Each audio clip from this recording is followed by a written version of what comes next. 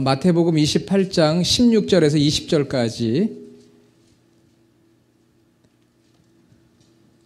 같이 읽겠습니다. 11 제자가 갈릴리에 가서 예수께서 지시하신 산에 이르러 예수를 배웠고 경배하나 아직도 의심하는 사람들이 있더라.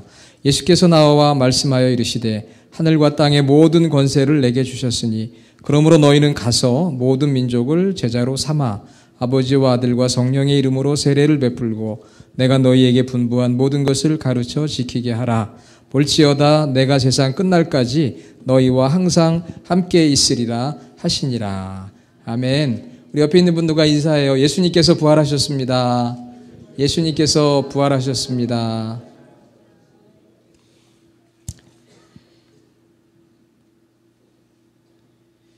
부활절과 성탄절의 설교는 짧으면 짧을수록 좋다, 그런 이야기가 있습니다. 이미 또 말씀을 통해서 은혜를 저희가 받았기 때문에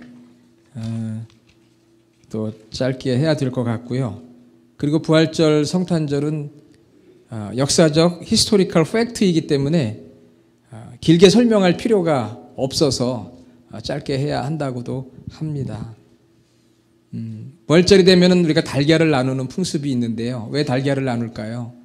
거기에는 여러 가지 이유가 있는데 그 중에 하나는 이 병아리가 껍질을 깨고 나오는, 그 껍질을 깨고 나오는, 다시 부활하신 예수님께서 무덤을 깨뜨리고 빈 무덤을 만들고 나오는 그 모습과 흡사하기 때문에 달걀을 나누기도 하고요. 또 하나는 사순절 고난주간에 금식하고, 또 예전에는 우리가 먹을 게 많이 없던 시절에는 이런 사순절 고난주간이 끝나고 나서 이제 그동안에 많이 먹지 못했기 때문에 뭐 고기도 먹고 이제 그러는데 달걀이 귀했잖아요. 그래서 이렇게 달걀을 나누면서 부활주의를 맞이하기도 했다고 합니다.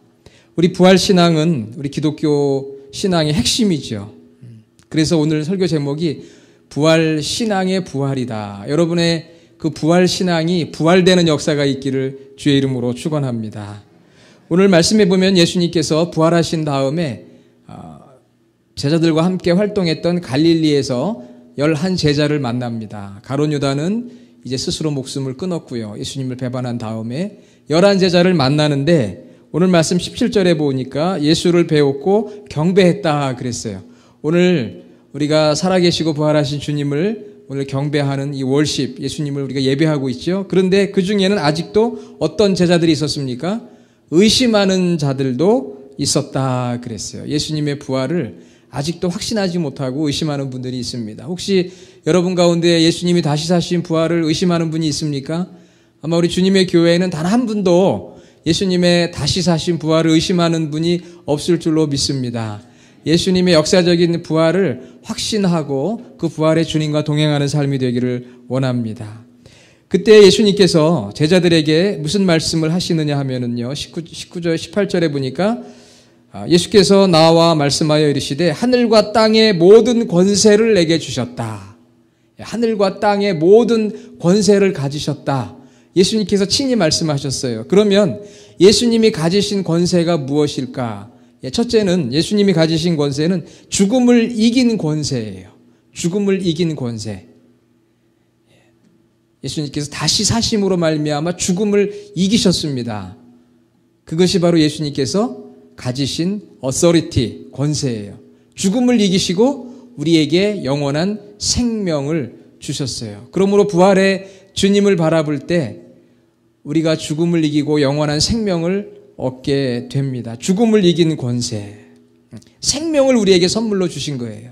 그러므로 저와 여러분들이 어떤 절망과 어두움과 좌절 가운데 있을지라도 이 죽음을 이기신, 죽음을 이긴 권세를 가지신 우리 예수님을 아까 우리 바라보자고 그랬잖아요. 주님을 바라보면 어떤 좌절과 절망과 죽음도 이기고 새 생명을 얻을 수가 있어요.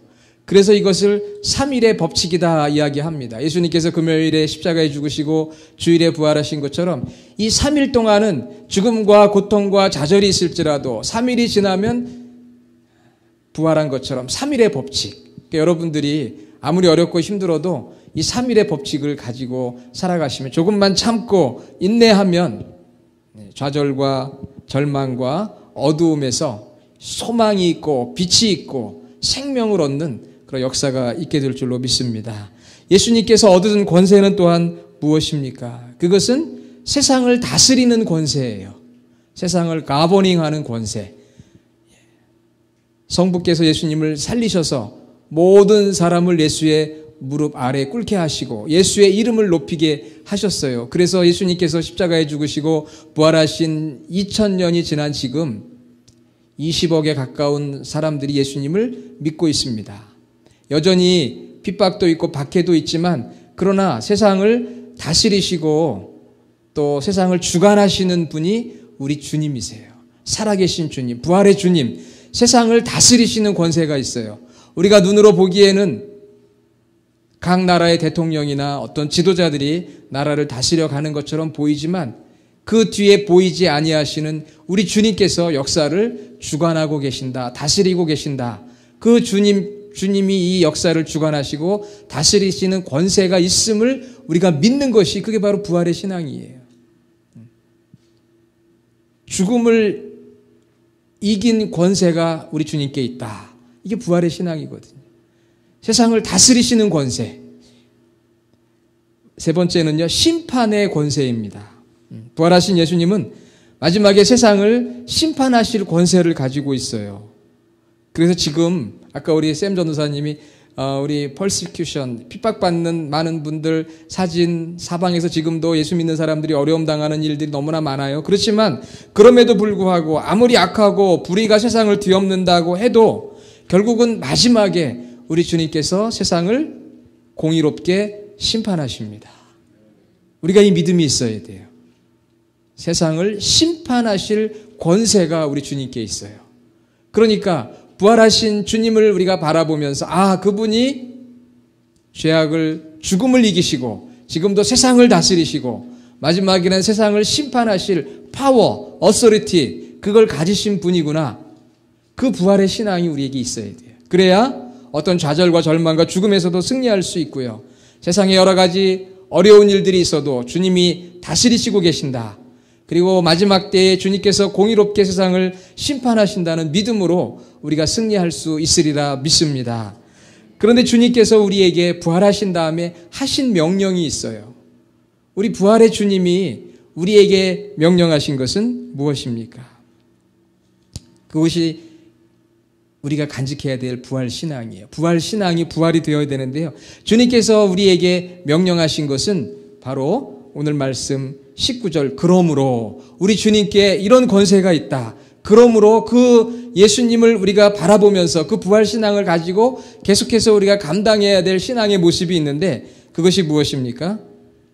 첫 번째로는 가는 거예요. go, 가는 것입니다. 어디로 갑니까? 모든 민족에게 all nation 가야 되고요.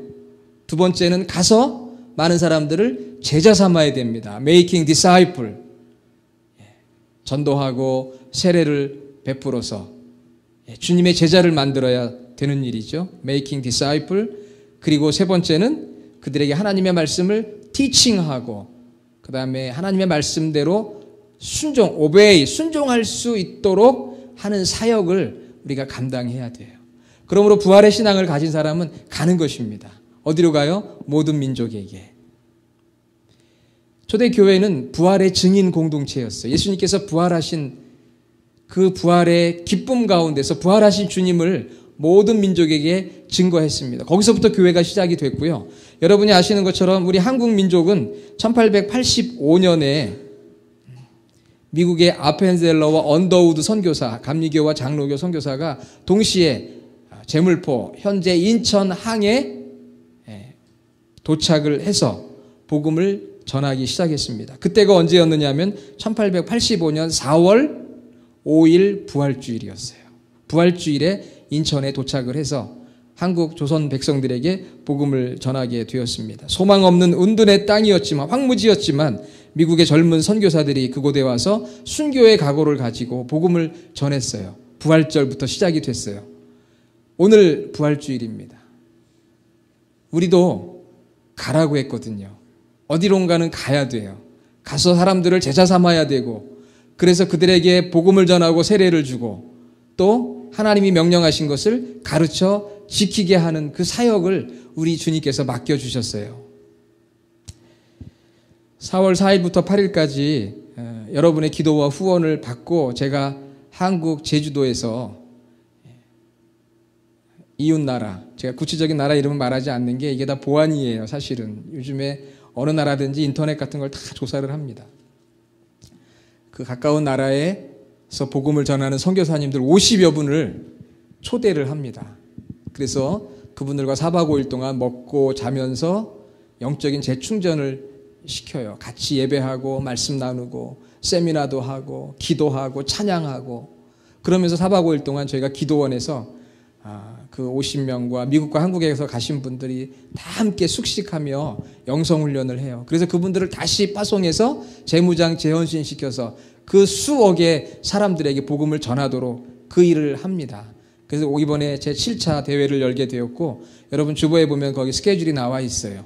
제가 그 스케줄을 드린 이유는 기억하고 시차가 있기 때문에 시간 맞추기는 어렵지만 그래도 미리미리 여러분이 기도해 주시면 그것이 우리가 부활신앙을 가지고 주님의 명령에 순종하는 거예요. 여기서 기도로 동참합니다. 또 우리 교회가 물질로 동참하고요. 관심으로 동참하고 그래서 아직도 주님을 알지 못하는 수억의 인구들이 예수님을 만나는 그 부활의 주님을 만나는 그런 은혜를 입게 되는 것이지요. 우리 교회가 크지 않은 작은 교회지만 그리고 소미스 땅에 거하고 있지만 저희가 저 멀리 큰 대륙의 영혼들을 구원하는데 동참하고 있는 그런 아름다운 사역을 감당하고 있습니다. 부활의 신앙이 다시 부활되어져야 돼요. 예수님께서 이 땅에 오셨고 십자가에 죽으셨고 또 부활하셨습니다. 다시 오신다고 약속하셨습니다. 오늘 전 세계의 모든 인류가 예수님을 구원자로 주인으로 모신 모든 사람들이 주님의 부활을 기뻐하고 예배하고 찬양합니다. 우리 안에 이 부활의 신앙이 다시 부활이 되어져서 우리 주님에게 그런 놀라운 권세가 있으시구나. 그 주님을 나의 삶의 주인으로 모시고 살아가는 내가 정말 파워풀한 힘있는 그런 성도의 삶을 살아가야 되겠구나. 그리고 주님께서 우리에게 마지막에 명령하신 가라 제자 삼으라 전도하고 세례주고 그리고 가르쳐 지키게 하라 하셨던 그 주님의 부활하신 주님의 그 명령을 내가 마음속에 간직하고 예 주님 제가 부활의 신앙을 가지고 주님을 따르겠습니다. 그런 신앙의 고백과 결단과 헌신이 있는 우리 주님의 교회 모든 성도들이 되시기를 주의 이름으로 축원합니다. 기도하겠습니다. 하나님 감사합니다. 2016년 부활주일을 허락하시고 주님의 교회의 첫 번 부활 예배를 드리게 하여 주심을 감사합니다.